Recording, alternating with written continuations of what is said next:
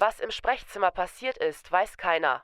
Lars flüchtete ohne sein Gepäck ins Freie und verschwand in einem Sonnenblumenfeld. Seitdem ist der Kontakt abgerissen. Die ganze Familie hat alle Hebel in Bewegung gesetzt, um ihn zu finden.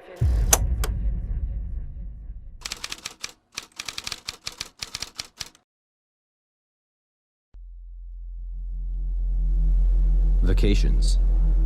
The chance to travel to new places, try new foods, and meet people with different life experiences can evoke thoughts of adventure and provide a fresh perspective on an otherwise dull life. But these experiences may not always turn out as planned. Such was the case of the young man we're investigating today. This is the story of Lars Mittank, a young German man who went missing while on vacation to Varna, Bulgaria, with 5 of his best friends during the 2014 Soccer World Cup.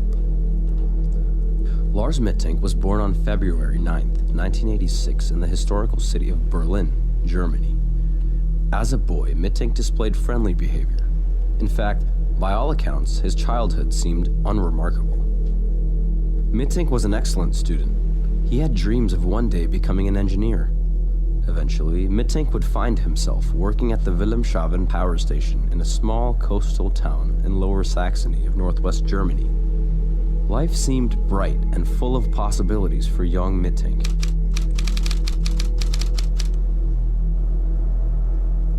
On June 30th, 2014, the then 28-year-old decided to travel with his 5 friends, 2 of whom he had known since childhood, Tim Schult and Paul Roman. The World Cup was around the corner, and the group decided to stay at the 4-star Golden Sands seaside resort in Varna, Bulgaria. Mittank, who wasn't an avid traveler, spent his time kicking the soccer ball around on the salty beaches with his high school mates. Everything seemed perfect under the mild Bulgarian sun, until they weren't.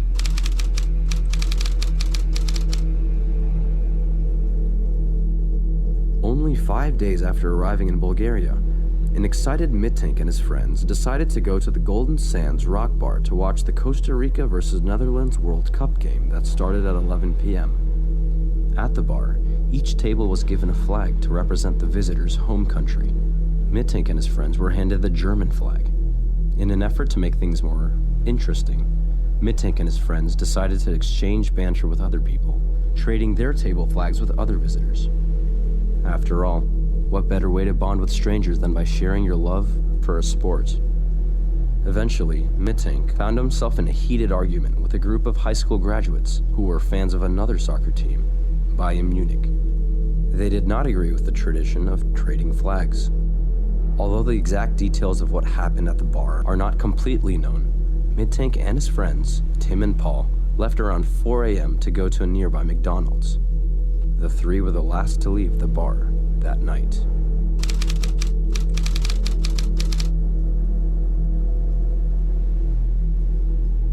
At the McDonald's, Mittank, in need to clear his mind from the argument prior, decided to leave his group and went for a walk, leaving his friends behind. This is when things took a turn for the worst. As Mittank began his stroll, he was suddenly surprise attacked by a rough group of men. The assaults left Mittank's jaw injured and his left eardrum ruptured from a heavy blow. From what? He couldn't tell. A scared and bruised Mittank connected the dots. The bar fight. These men. A coincidence? He thought not. In a later conversation, Mittank asserted that the Bavarian fans who had confronted him at the bar had hired the group of Slavic-speaking men. Apparently, it's easy to hire a group of hitmen in Europe for a relatively small amount of money. With his head throbbing in pain, Mittank somehow staggered back to the safety of his hotel room to sleep his injuries away. Groggy from the painful events prior, Mittank called his girlfriend around noon to explain to her what happened. She pleaded with him. "Please, check your ear, Mittank, lest your injuries grow worse." Mittank assumed that there were no doctors available on the weekend.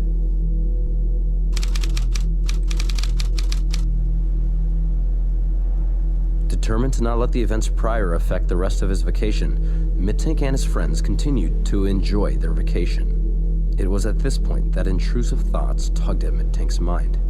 What if his employment at the power plant was jeopardized because of an injury that he could have prevented? With a friend, Mittank took a cab to see a general practitioner at the Beauty and Wellness SPA clinic at the Hilton Hotel in Varna. The practitioner had confirmed his ruptured eardrum. As a consequence, he was not allowed to fly and was instead referred to St. Anna Hospital in Varna. When returning to his home at 5 p.m., Mittank's two friends offered to stay with him. Mittank pondered, was it really fair to make his friends wait for him?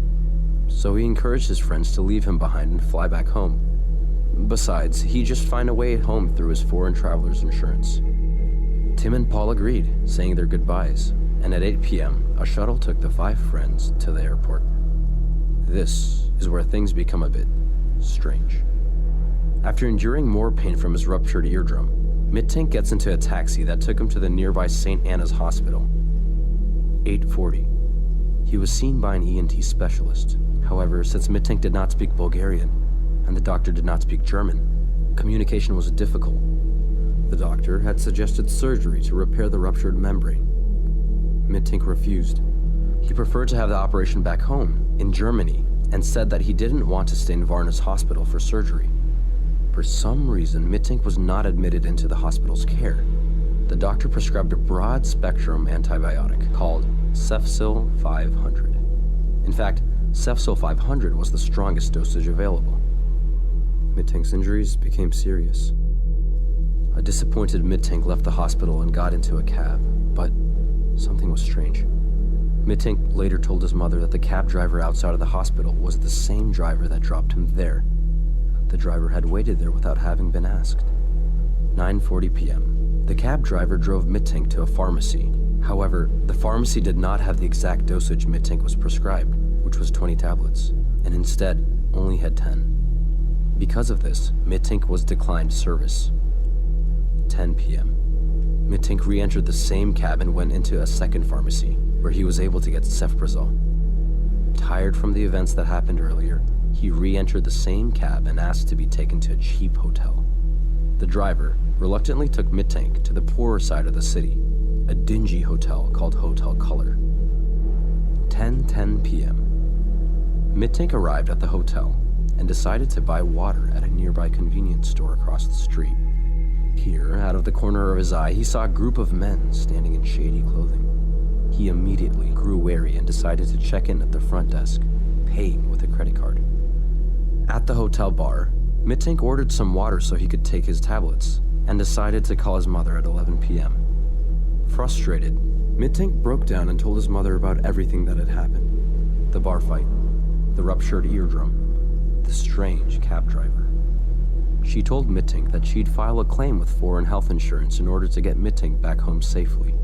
However, she was not able to make the claim. The events that followed this are beyond explanation. Perhaps you can crack this case. It's at this point that Mittank started to behave erratically. He told his mother that there was something wrong with the hotel. Frantically breathing, he told her to cancel all of his credit cards. Sandra, his mother, then asked the bank if she would be able to lock the cards until a later time. She was told that it was not possible. Mittank called again to plead with his mother, who had by then reserved a spot for him on a bus leaving Varna at 11:30 p.m. the next day. Before midnight, Mittank called his mother, telling her once again that there was something wrong with the hotel. He began acting extremely paranoid, as if somebody was listening in. Mittank abruptly ended the call, exclaiming that he needed to get out. Questions must have raced his mother's mind. Where was he going? What was he doing? Hotel staff had later confirmed that Mittank had left all of his luggage in the middle of the night.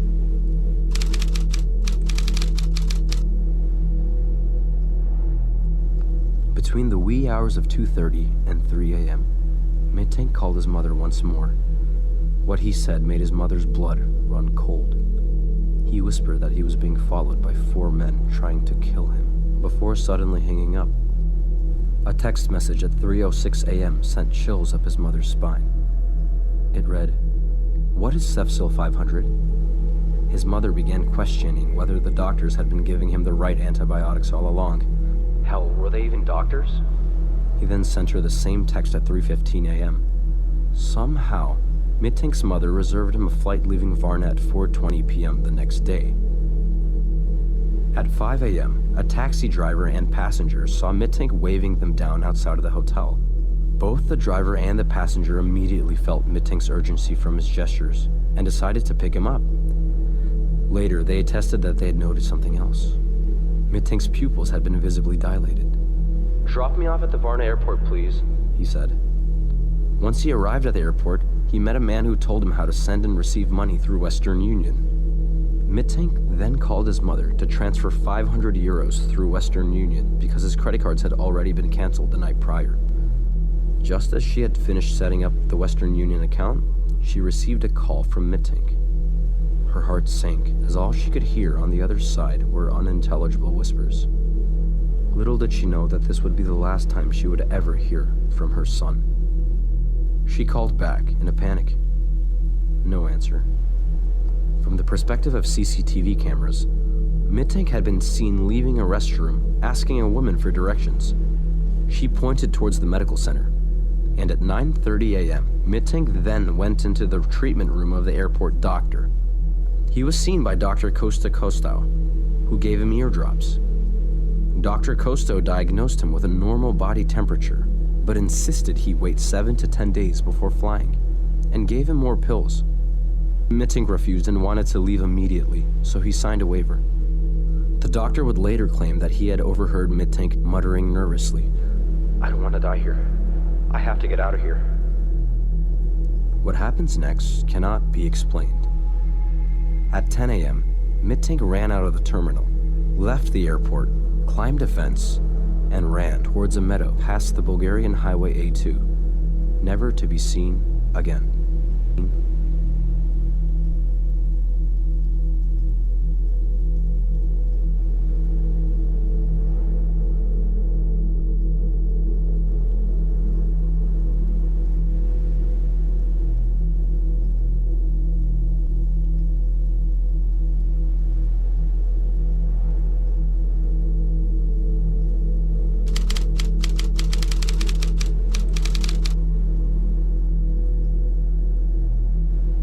In hindsight, some suspicious activity was definitely afoot.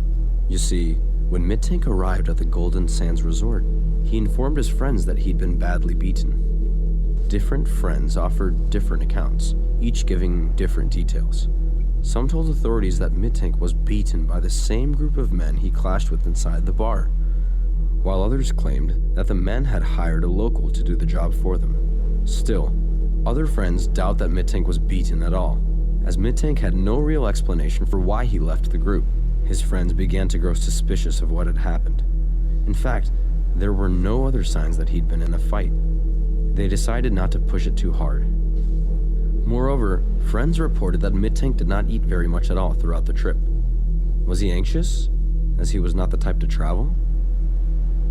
Dr. Costa Costau also had something to say. They stated that throughout their consultation, Lars was restless and fidgeted with his hands.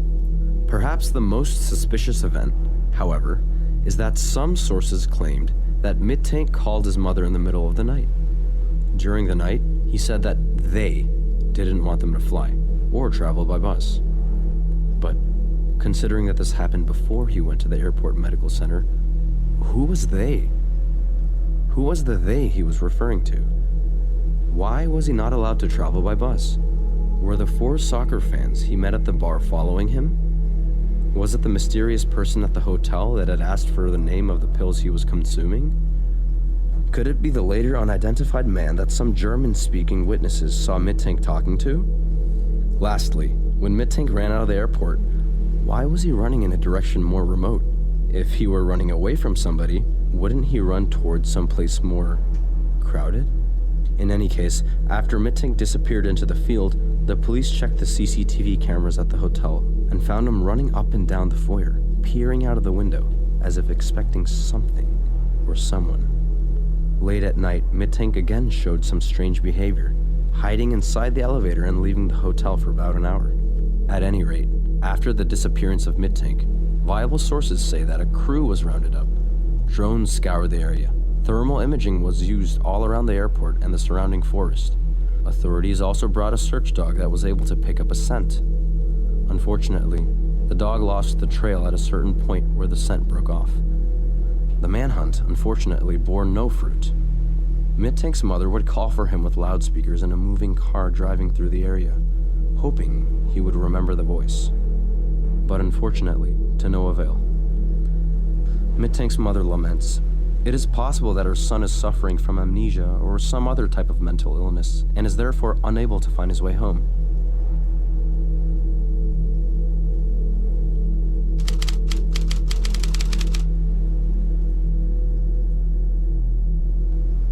Several theories have been proposed for Mittank's strange behavior. One speculation proposes that during the brawl that ruptured his eardrum, Mittank could have sustained a concussion. This could have altered his brain, possibly inducing anxiety, paranoia, restlessness, causing him to forget recent events. Symptoms may not have manifested themselves in a day or two. This may explain his fear and anxiety of being followed, the paranoia, the calls to his mother in the middle of the night, and his confusion in the hotel. Perhaps the hit on his head caused an aneurysm which started to fog his memory. Or maybe he suffered a psychotic breakdown due to the stress from the confrontation at the bar. Could this have activated an underlying predisposition for schizophrenia? Another such theory posits that the medicine given to Mittank was not really medicine. Perhaps the Cefsil 500 that he took was not, in fact, Cefsil 500. Could the medication given to Mittank have been deliberately changed to something else? But this theory raises even more questions. Why would the doctor prescribe a different medication? Maybe the doctor was paid off by the very same group of men that Mittank fought. It sounds sick, but possible. More tame theories point to the possibility that Mittank wanted to start a new life, so he just ran away. But why would he leave the loving family, loyal group of friends, and a stable career that he seemed to have? More sinister theories propose the work of an industry that, unfortunately, has a very real presence in Eastern Europe: human trafficking. You see, Bulgaria is known to have one of the highest rates of human trafficking in the European Union. Some users suggest that Mittank was forced into human trafficking, or may have even been killed, and had his organs removed and traded. In fact, hospitals in the area may pay top dollar for organs supplied under the table. Perhaps the cab driver who stayed without having been asked to had been hired by somebody to remember where he was staying. Another theory suggests that his friends had done something to him. But given the fact that Mittank had known them since he was a child, this seems highly unlikely. Later interviews would demonstrate that his friends wished that at least one of them had stayed to fly with Mittank, or at least returned to Germany by bus with the injured Mittank. Other, more far-fetched theories include Mittank being abducted by aliens. Well, what do you think? Did an aneurysm cause Mittank's distortion of reality, causing him to believe people who didn't exist were after him? Or was extraterrestrial play involved? In any case, as eyewitnesses are called forth, each detailing their own conflicting timelines, the number of questions continues to grow, while the number of answers, a whole 7 years after the disappearance, remains at none.